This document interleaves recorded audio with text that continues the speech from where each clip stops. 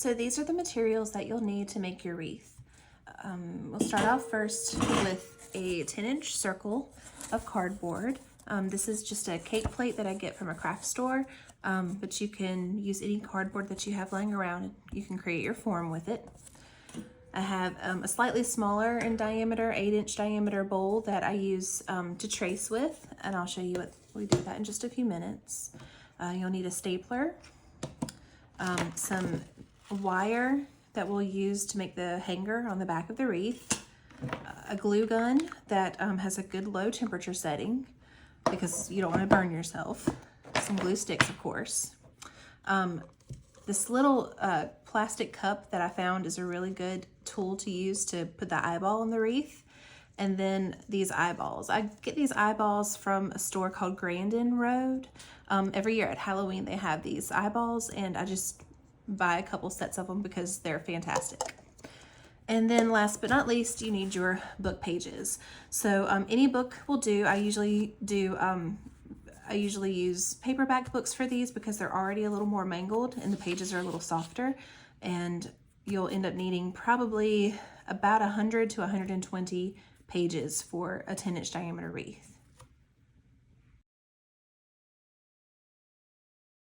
So the first step is to go ahead and get your pages ready. I'm using a paperback dictionary here. You can see that the spine has kind of come apart, the book itself has been torn in two, and it makes it a little easier to tear these pages off. So you just start going one by one and tearing your pages out.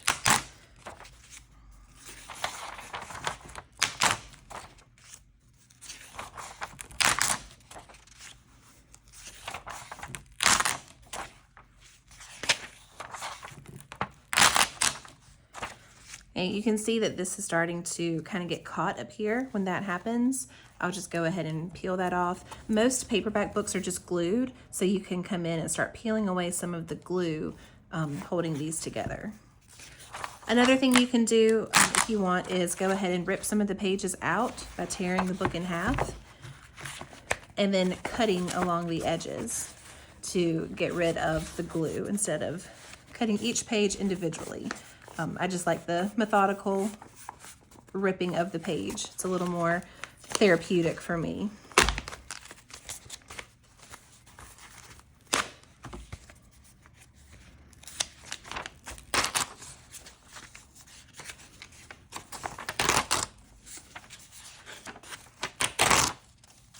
And you just continue until you have all of your pages torn out of your book.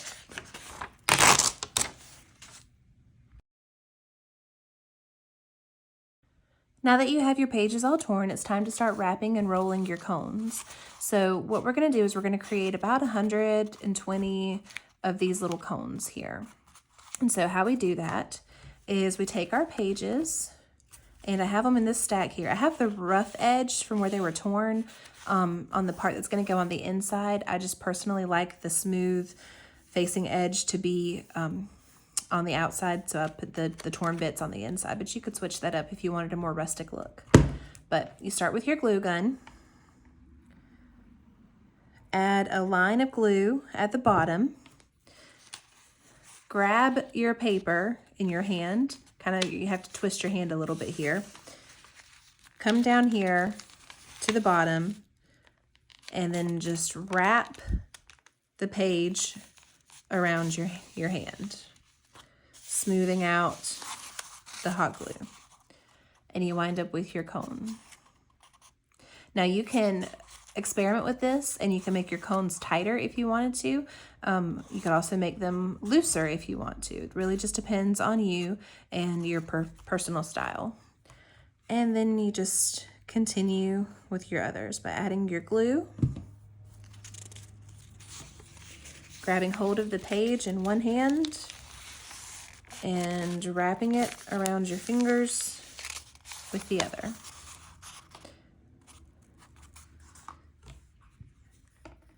And you just keep wrapping and gluing and rolling until you get to the bottom of your stack.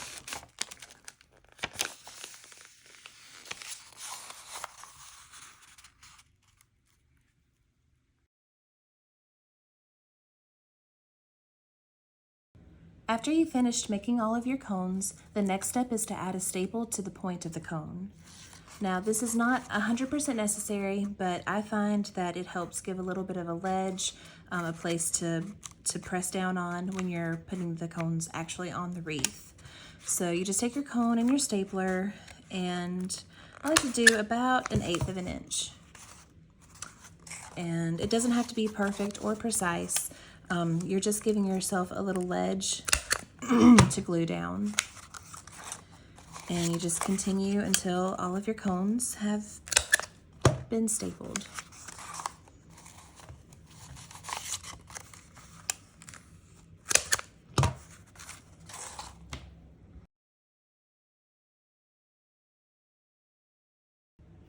Once you've finished making all of your cones and stapling the bottoms of them, next it's time to prepare your cardboard. So what I've done here is just took a length of the wire that I had earlier, and I made it into a little U shape and attached it through the back with hot glue. Then I took my dog bowl that I had earlier, and I used it to trace my template that I'm going to work with to make the first round of the first outer petals of the wreath. So let's get started. You do want to make sure that you have enough space on your work table, because it is going to spread and get a lot bigger as the cones start to build up. So I'm going to move these cones out of the way. And you're going to take your glue gun and that little tab we made earlier with the staple.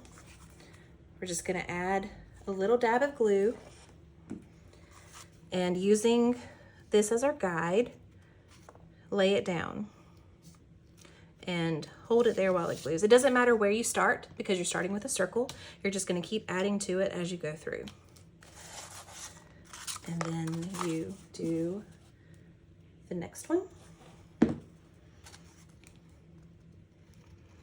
I always like to keep the cones the same width apart as they are at the top, not the bottoms, because that helps it stay full when it's finished and you don't have gaps in between the petals. And just like with my books, usually while I'm doing this, I'm either listening to a book, an audiobook, or a podcast, or watching a movie or TV show, having some sort of entertainment on in the background. And you just continue to lay these out in a circle until you've got that first circle. Once you've finished with your first layer, it's time to start working on the second layer.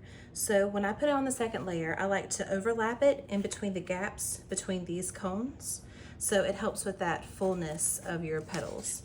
So again, take one of your cones, add a little bit of glue, and we're just going to lay it down in between that first layer's cones.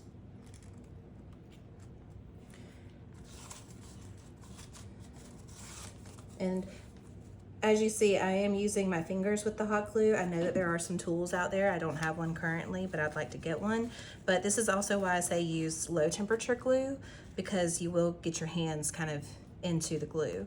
If you are doing this with small children, I would say definitely supervise them so that they don't get burned.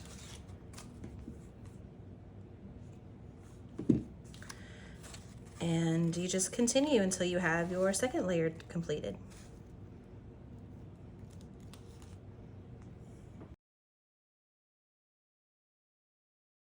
So now that we've done 4 different layers, doing the same thing that we did before, just by overlapping the petals, it's time to add our eyeball. Now the eyeball is something that I purchased from Grandin Road. It's a little online store that has great Halloween items and decor, but I love these eyeballs, so I buy them every time I'm able to. And I have one of these little solo cups, which gives it enough height to kind of stick up out of the wreath and make it kind of protrude just a little bit, but not too much. So I've glued these together, and now I'm going to add just hot glue to the bottom of my cup.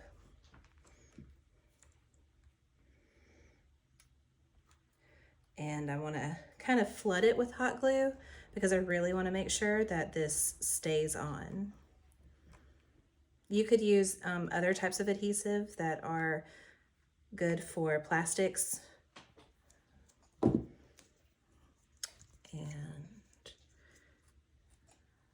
just place this down in the center and kind of hold it a little bit for the glue to dry.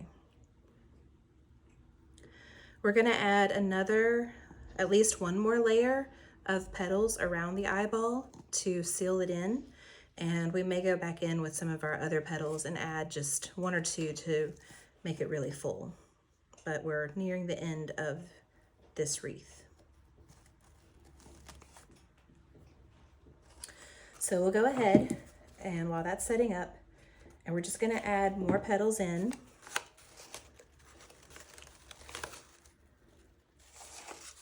Holding it there while it dries, while the glue cools.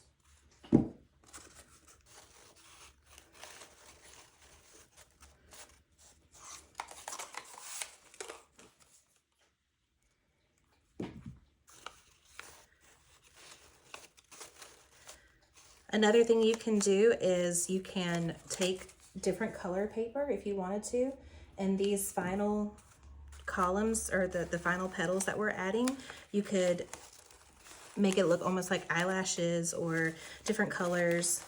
You can even take your book pages and glue them onto colored paper first, so it's kind of like a background to it, and you would have a really pretty pop of color on the back of the page. There's a lot of different ways that you can customize this and make it your own, make it different, make it interesting. But once you get the basic structure down, like what we're doing now, you can go back and play more with it. I really love using this particular dictionary page book. This is, I think, the second book I've gotten out of this dictionary, because the pages are almost the same color as the eyeball itself. And I like that it kind of gives a little bit of a hint of peeking out the eyeball from the flower.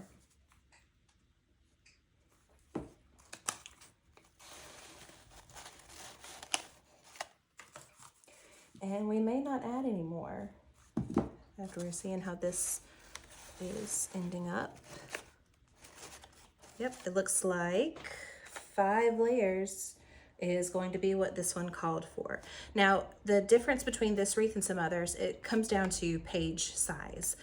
This was a basic trade paperback size, so the cones are a little bit smaller, but I've made this type of wreath before with comic book pages, which are wider, like 12 by 6, I believe, and your cones will end up being wider as well, which means that the diameter will be a lot wider. So it's kind of up to you to decide how big you want your wreath to be, and depending on the book that you choose to use. Now you may see that there are little hot glue strings kind of laying around. You can take a hair dryer to that and just hit it with the hair dryer, and you will finish up your wreath that way. And I think it's ready to hang on the wall. And here is our finished wreath, hanging on the wall and ready to be admired. You can add different things to the wreath, or you could take the basic idea and continue with the cones to make a complete dahlia in the center, or you can add something other than an eyeball, or you can add color. The sky is the limit with your creativity.